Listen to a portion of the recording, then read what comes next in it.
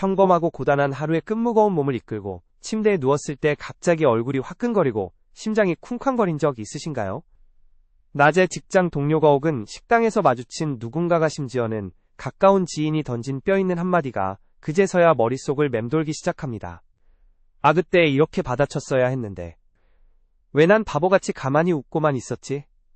허공에 대고 이불을 걷어차 보지만 이미 상황은 종료되었고 여러분의 마음에는 선명한 생채기가 남았습니다. 여러분도 대체 우리는 왜 그런 무례한 공격을 받는 바로 그 순간에는 아무런 대응을 하지 못하는 걸까요? 단순히 우리가 착해서 혹은 말주변이 부족해서일까요? 결론부터 말씀드리자면 여러분의 잘못이 아닙니다. 이것은 뇌과학과 심리학이 설명하는 아주 자연스러운 인간의 방어 기제 때문입니다. 오늘 이 영상에서는 여러분의 평화로운 일상을 흑발로 짓밟고 들어오는 무례한 사람들을 단 5초 만에, 그것도 아주 우아하고 평화롭게 제압하는 심리학적 기술에 대해 이야기해보려고 합니다. 목소리를 높일 필요도 없고 촌철살인의 명언을 준비할 필요도 없습니다. 그저 상대방의 심리적 허점을 찌르는 5초의 마법, 지금부터 그 비밀을 하나씩 풀어가 보겠습니다. 상상해봅시다. 여러분은 오랜만에 만난 친척들과의 식사 자리에 있습니다. 분위기가 무르익을 즈음 평소, 여러분의 삶에 지나치게 관심이 많던 한 분이 불쑥 선을 넘는 질문을 던집니다. 그래서 취업은 언제 할 거야? 나이가 몇인데? 부모님 등골 그만 빼먹어야지. 혹은 직장에서 회의 중인데 상사가 공개적으로 모욕을 줍니다. 이 기획안 초등학생이 쓴 줄 알았어. 머리는 장식으로 달고 다니나? 이런 말을 듣는 순간 여러분의 뇌에서는 어떤 일이 벌어질까요? 심리학에서는 이를 편도체 납치라고 부릅니다. 우리의 뇌 깊숙한 곳에는 감정, 특히 공포와 불안을 관장하는 아몬드 모양의 기관인 편도체가 있습니다. 원시시대부터 인간은 맹수를 만나거나 생명의 위협을 느끼면 이 편도체가 가장 먼저 비상벨을 울렸습니다. 그 비상벨이 울리면 이성적인 판단과 논리적 사고를 담당하는 전두엽의 기능은 순간적으로 마비되고 오직 생존을 위한 세 가지 반응 중 하나를 선택하게 됩니다. 바로 맞서 싸우거나 도망치거나, 아니면 그 자리에 꽁꽁 얼어붙는 것입니다. 현대사회에서 우리가 마주하는 맹수는 진짜 호랑이가 아니라 언어적 폭력을 휘두르는 무례한 사람들입니다. 상대방이 예상치 못한 무례한 언사는 우리의 뇌에게 호랑이의 포효와 같은 생존의 위협으로 다가옵니다. 그런데 사회적 규칙 속에서 살아가는 우리는 상사와 물리적으로 싸울 수도 없고 회의실을 박차고 도망칠 수도 없습니다. 결국 우리의 뇌가 선택하는 가장 안전하고 본능적인 방어 기제는 바로 얼어붙음, 즉 뇌정지 상태가 되는 것입니다. 아무 말도 하지 못한 채 어색한 미소를 짓고 마는 여러분의 반응은 여러분이 비겁하거나 나약해서가 아니라 뇌가 여러분을 보호하기 위해 내린 최선의 응급처치였던 셈이죠. 여러분은 어떠신가요?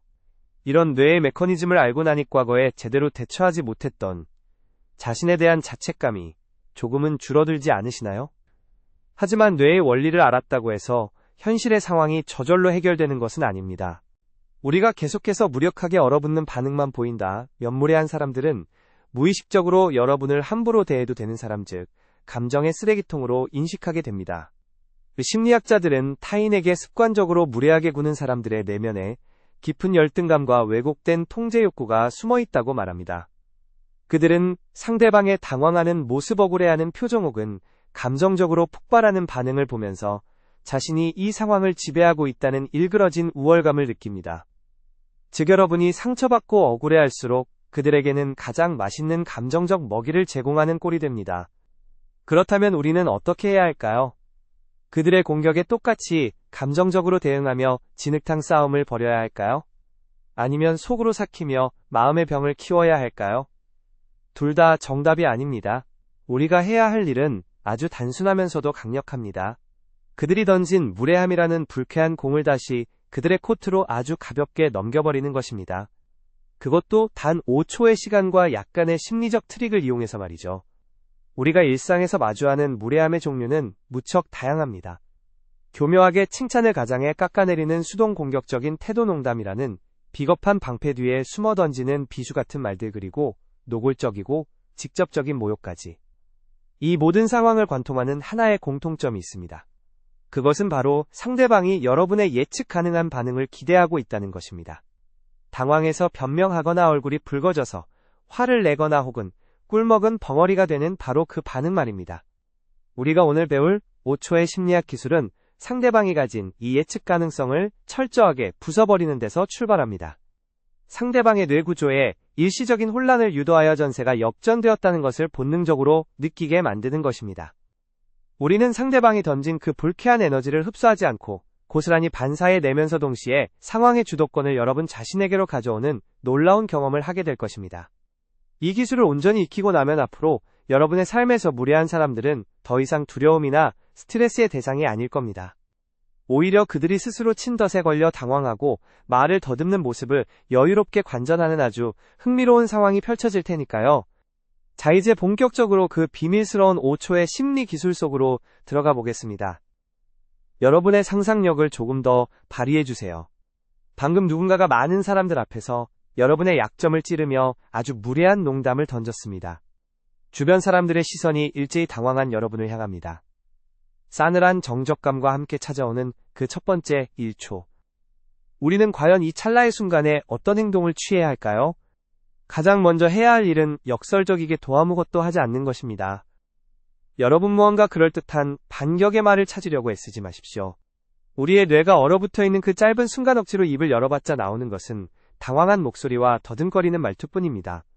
대신 그 첫 1초에서 3초까지의 시간 동안 여러분이 해야 할 유일한 행동은 바로 침묵 그리고 응시입니다.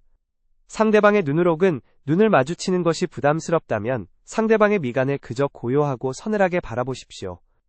입가에 미소를 띠지 마세요. 그렇다고 인상을 쓰거나 분노를 표출하지도 마세요. 마치 박물관에 전시된 아주 기괴하고 이해할 수 없는 조각상을 관찰하듯 아무런 감정이 섞이지 않은 건조한 눈빛으로 상대를 쳐다보는 겁니다. 이 3초의 침묵은 심리학적으로 엄청난 파괴력을 가집니다. 대화 도중 발생하는 예상치 못한 침묵은 인간에게 본능적인 불안감을 유발합니다. 특히 자신이 방금 공격적인 말이나 선을 넘는 농담을 던진 직후라면 상대방의 타격감 있는 반응을 기대했던 가해자의 뇌는 이 침묵 속에서 심각한 오류를 일으킵니다.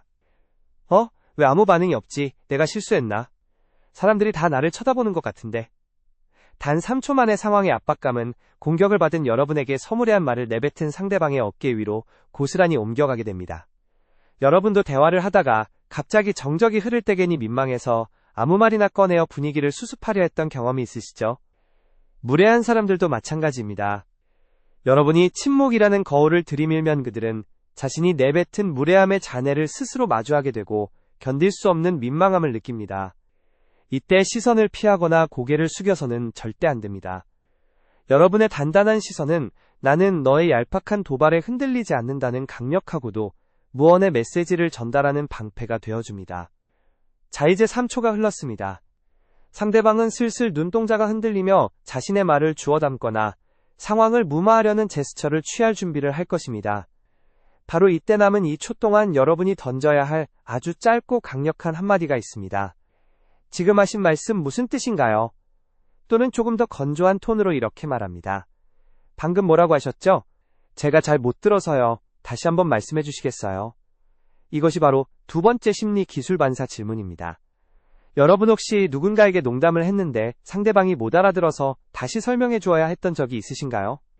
농담은 다시 설명하는 순간 그 재미와 힘을 완전히 상실해버립니다. 무례한 언사도 이와 완벽하게 똑같은 원리로 작동합니다. 보통 무례한 사람들은 자신의 뼈있는 말을 장난이나 농담 혹은 너를 위한 조언이라는 포장지로 교묘하게 감싸서 던집니다.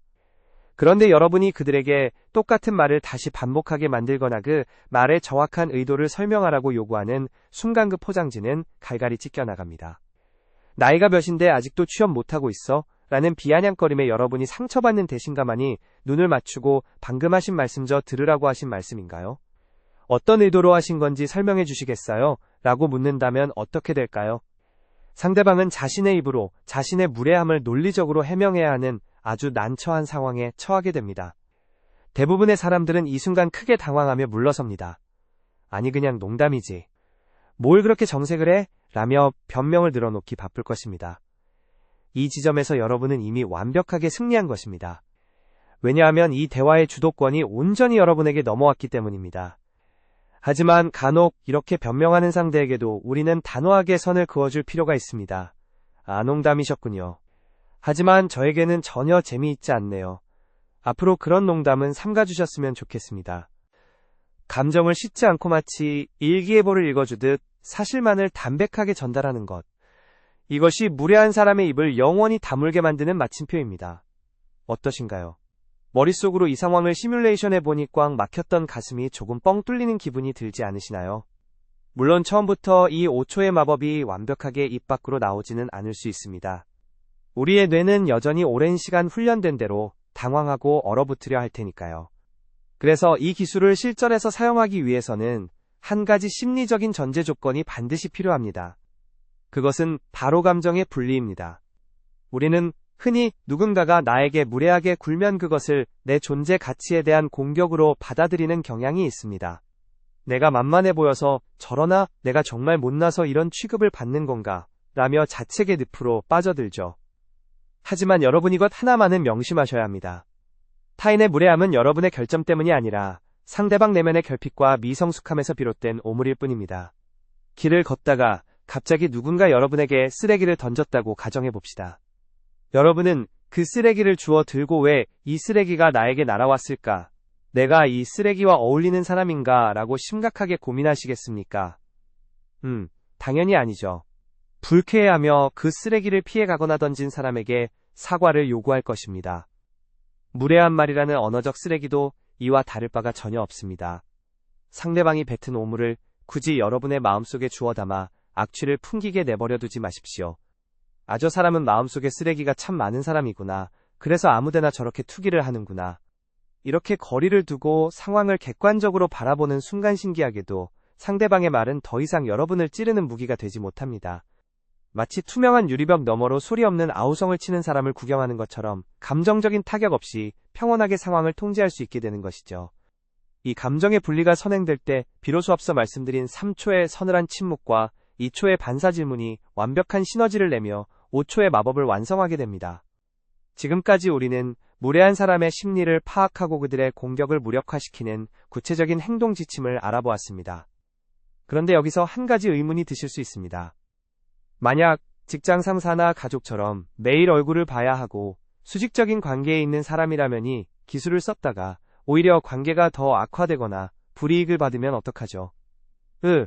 정말 현실적이고 예리한 질문입니다. 우리는 관계의 단절을 감수하고서라도 싸워야 할 때가 있지만 현실적으로는 그럴 수 없는 상황에 훨씬 더 자주 놓이게 됩니다. 그렇다면 피할 수 없는 관계 속에서 무례함을 견뎌야 할 때 우리는 어떻게 나 자신을 잃지 않고 지켜낼 수 있을까요? 직장 상사나 시부모님 혹은 끊어낼 수 없는 오랜 친구가 던지는 무례함은 단발성 이벤트가 아니라 만성적인 질병과도 같습니다. 이들에게 매번 5초의 정색을 시전하기란 현실적으로 에너지가 너무 많이 드는 일일지도 모릅니다. 이런 상황에서는 심리학에서 말하는 회색 돌 기법 즉 그레이락 기법을 활용하는 것이 현명합니다. 길가에 굴러다니는 평범하고 지루한 회색 돌멩이처럼 상대방에게 그 어떤 감정적 자극이나 흥미로운 반응도 제공하지 않는 전략입니다. 무례한 상사가 또다시 인신공격성 발언을 시작합니다. 김대리 처리를 왜 이따위로 해? 대학에서 뭘 배운 거야? 이때 여러분의 속마음은 끓어오르겠지만 겉으로는 감정 스위치를 완전히 꺼버리셔야 합니다. 그리고 아주 건조하고 사무적인 톤으로 일관하는 겁니다. 네, 알겠습니다. 지적하신 부분 수정해서 다시 보고 드리겠습니다. 변명을 하거나 억울한 표정을 짓지 마세요. 그저 돌멩이처럼 무미건조하게 사실만을 확인하고 대화를 빠르게 종료시키는 것입니다. 앞서 말씀드렸던 무례한 사람들은 여러분의 타격받은 반응을 먹고 자라는 감정의 뱀파이어와 같습니다. 그런데 여러분이 계속해서 맛없고 퍽퍽한 회색 돌멩이처럼 군다면 어떨까요? 처음에는 반응이 없는 여러분에게 화를 낼 수도 있지만 결국 재미를 느끼지 못한 그들은 서서히 여러분을 감정의 쓰레기통으로 삼는 일에 흥미를 잃고 다른 곳으로 시선을 돌리게 됩니다. 여러분의 무반응이 굴복이 아니라 상대방을 투명인간 취급하는 가장 우아한 형태의 방어라는 것을 기억하시기 바랍니다. 우리가 지금까지 살펴본 방법들은 단순히 말싸움에서 이기기 위한 얄팍한 처세술이 아닙니다. 이것은 훼손된 나의 존엄성을 스스로 지켜내고 타인이 함부로 침범할 수 없는 단단한 심리적 경계선을 세우는 과정입니다. 누군가 여러분의 집에 허락 없이 흑발로 들어오려 한다면 문을 걸어 잠그고 경찰을 부르는 것이 당연한 이치입니다. 여러분의 마음과 감정 또한 마찬가지로 안전하게 보호받아야 할 여러분만의 신성한 영토입니다. 무례함의 침묵과 반문으로 대응하는 것 그리고 감정을 분리해 객관적으로 상황을 바라보는 것은 그 영토에 든든한 울타리를 치는 일과 같습니다. 자, 이제 우리는 무례한 사람들의 공격을 유연하게 튕겨내는 튼튼한 방패를 손에 쥐었습니다. 하지만 진정한 내면의 평화는 외부의 공격을 막아내는 것만으로는 완성되지 않습니다. 무례함이라는 거친 폭풍이 지나간 자리 우리의 마음속에 남은 잔해들을 어떻게 치유하고 다시 단단하게 다져나갈 것인가 하는 문제가 남아 있습니다. 아무리 완벽하고 단단한 방패로 상대방의 날카로운 창을 막아냈다고 하더라도 그 창이 방패에 부딪힐 때 나는 둔탁한 파열음마저 아예 안 들리는 것은 아닙니다. 우리가 오늘 배운 5초의 침묵과 반사질문 그리고 회색돌 기법을 통해 성공적으로 상황을 통제했다고 해도 집에 돌아오는 길에 혹은 홀로 남겨진 시간에 미세한 심장 떨림이나 불쾌한 잔상은 남을 수 있습니다. 여러분이 지점에서 절대 하지 말아야 할 한 가지가 있습니다. 바로 나는 왜 아직도 이런 일에 신경을 쓰고 있지? 라며 방어에 성공한 자신을 또다시 자책하는 것입니다. 심리학에서 말하는 진정한 회복 탄력성 즉 마음의 면역력은 타인의 무례함에 아무런 감정도 느끼지 못하는 강철 같은 사이보그가 되는 것을 의미하지 않습니다. 오히려 상처받고 불쾌했던 내 감정을 온전히 인정해주되 그 감정의 늪에 깊이 빠지지 않고 원래의 평온한 상태로 되돌아오는 회복의 속도를 의미합니다.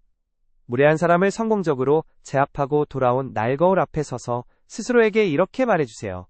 오늘 정말 당황스러웠을 텐데요로 붙지 않고 참 잘 대처했어. 그 사람의 무례함 때문에 내 기분을 망칠 필요는 없지. 이것을 심리학에서는 자기 자비라고 부릅니다. 마치 내가 가장 아끼고 사랑하는 친한 친구가 억울한 일을 당했을 때 그의 편에 서서 따뜻하게 위로하고 지지해주는 것과 완벽하게 똑같은 태도를 나 자신에게 취하는 것입니다. 우리는 종종 타인에게는 관대하면서 도정작 세상에서 가장 소중하게 다루어야 할 나 자신에게는 지나치게 엄격하고 냉정한 잣대를 들이대곤 합니다. 오늘부터는 무례함이라는 외부의 바이러스가 침투했을 때 가장 먼저 나 자신의 감정을 껴안아주는 따뜻한 백신을 스스로 처방해 보시기 바랍니다. 여러분 우리의 뇌는 진화론적인 이유로 긍정적인 경험보다 부정적인 경험을 훨씬 더 강렬하게 기억하도록 설계되어 있습니다. 이를 부정성 편향이라고 하죠. 하루 종일 9명의 다정하고 좋은 사람들과 웃으며 시간을 보냈어 도퇴근길 만원, 지하철에서 어깨를 거칠게 밀치고 지나가며 욕설을 내뱉은 단 한 명의 무례한 사람 때문에 그날 하루 전체를 망쳤다고 느끼는 것이 바로 이 때문입니다. 하지만 이 부정성 편향의 함정을 인지하는 순간 우리는 의식적으로 우리의 주의력을 다른 곳으로 돌릴 수 있는 힘을 얻게 됩니다. 한번 곰곰이 생각해 보시겠습니까? 여러분의 삶이라는 아름답고 웅장한 무대 위에서 그 무례한 사람은 도대체 어느 정도의 비중을 차지하는 조연인가요? 기껏해야 스쳐 지나가는 행인일, 혹은 아주 잠시 등장했다가 사라지는 불쾌한 악역에 불과하지 않나요? 그런데 왜 우리는 그 하찮은 단역 배우에게 내 마음속 가장 크고 화려한 VIP석을 내어주고 밤새도록 그 사람의 대사를 곱씹으며 괴로워하고 있는 걸까요? 이제 여러분의 마음속 펜트하우스에서 그 무례한 불청객들을 단호하게 퇴거시켜야 할 때입니다. 그들이 여러분의 소중한 시간과 에너지를 함부로 축내도록 내버려 두지 마십시오. 대신 그 비워진 VIP석에 여러분을 진심으로 아껴주는 사람들 그리고 무엇보다 여러분 자신을 앉혀주세요. 우리의 한정된 감정 에너지는 나를 갉아먹는 사람들을 미워하고 원망하는 데 쓰기에는 너무나도 아깝고 귀중합니다. 맛있는 음식을 먹고 좋아하는 음악을 듣고 사랑하는 사람들과 시시콜콜한 농담을 나누며 크게 웃는 일. 타인의 무례함을 극복하는 가장 완벽하고 궁극적인 복수는 그들의 존재 따위는 안중에도 없다는 듯 내 삶을 온전히 그리고 눈부시게 행복하게 살아내는 것입니다. 우리가 통제할 수 있는 것은 타인의 입에서 나오는 말이 아니라 그 말을 받아들이는 나의 태도와 나의 반응뿐입니다. 세상에는 여전히 배려심이 부족하고 자신의 열등감을 타인에게 배설하려는 사람들이 존재할 것입니다. 하지만 이제 여러분은 맨몸으로 그 거친 비바람을 맞고 서 있던 과거의 여러분이 아닙니다. 5초의 서늘한 침묵으로 상황을 압도하고 정중하지만 뼈있는 반사질문으로 상대방의 무례함을 발가벗기며 때로는 지루한 회색 돌멩이가 되어 그들의 얄팍한 도발을 무력화시킬 수 있는 강력한 무기를 가지게 되었습니다. 그리고 무엇보다 그 어떤 상황에서도 나 자신의 존엄성을 지켜내겠다는 단단한 마음의 성벽을 쌓아 올렸습니다. 다음번에 누군가 또다시 여러분의 선을 함부로 넘어오려 한다면 당황하는 대신 속으로 살짝 미소를 지어보세요. 드디어 오늘 배운 이 심리 기술을 실전에서 테스트해볼 기회가 왔구나 하고 말입니다. 여러분의 태도가 변하면 여러분을 대하는 세상의 태도 역시 반드시 변하게 되어 있습니다. 여러분이 스스로를 귀하게 여기고 함부로 대할 수 없는 사람이라는 아우라를 뿜어낼 때 무례한 사람들은 본능적으로 여러분을 피하게 될 것입니다. 오늘의 이야기가 여러분의 평화롭고 단단한 일상을 지켜내는데 작은 방패가 되었기를 진심으로 바랍니다. 지금 이 순간 여러분의 마음을 어지럽히는 무례한 누군가가 있다면 오늘 밤에는 그 사람의 얼굴 대신 내가 좋아하는 것들로 머릿속을 가득 채워보는 건 어떨까요? 여러분의 삶의 주도권은 온전히 여러분의 손에 쥐어져 있다는 사실을 잊지 마시길 바랍니다.